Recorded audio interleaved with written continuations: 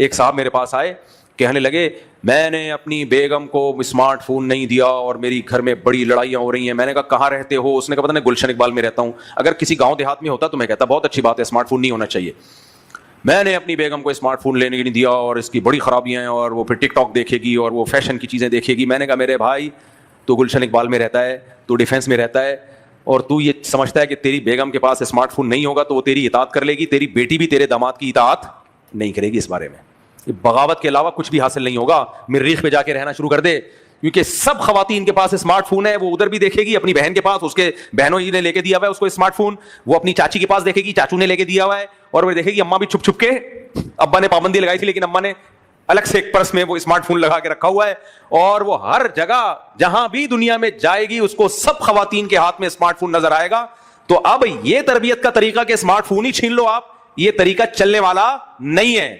رہا یہ مسئلہ کہ اس پہ تو غلط چیزیں بھی دیکھے گی, تو غلط چیزوں کے خلاف بولتے رہو گھر میں, چلتے پھرتے بیٹا یہ بچوں کو سمجھاتے رہو بیٹا دیکھو بری چیز نہیں دیکھتے, اور تبلیغ میں لے جاؤ ان کو, فضائل اعمال کی تعلیم میں بٹھا دو. یہ طریقہ تو سوٹیبل ہوگا. اگر آپ نے خلافت قائم کر دی نا گھر کے اندر, یہ چلنے والا نہیں ہے. آپ کہہ سکتے ہو کہ بھائی کیوں ہم برائی اپنے ہاتھ سے ان کو لے کے دیں. دیکھو برائی سے روکنا ضروری ہے.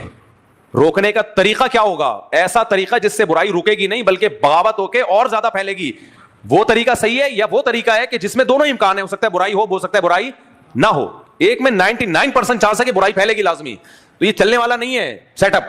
اور جب یہ موبائل فون آئے تھے نا, اسمارٹ فون تو اب ہو گیا نا, پہلے موبائل میں لوگ سختی کرتے تھے موبائل نہیں ہوگا بیگم. میں نے کہا بھائی کسی گاؤں میں رہتا ہے, کسی کچی آبادی میں رہتا ہے تو پھر ٹھیک ہے, اس کے بڑے فسادات ہیں موبائل کے. لیکن آپ شہر میں رہتے ہو تو آج کل سب میرڈ خواتین کے پاس موبائل ہوتا ہے, تو اس کے جو سائڈ افیکٹ ہیں ان سے بچنے کی تو کوشش کی جائے گی.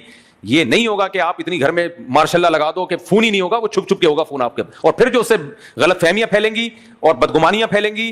اب پکڑی گئی کسی دن تو آپ کہو گے یار تو میری اطاعت نہیں کرتی, پھر آپ کے شیطان اور برگلائے گا, یار چھپ کے فون رکھا ہوا ہے پتہ نہیں کس کس سے باتیں کرتی ہوگی, تو اور زیادہ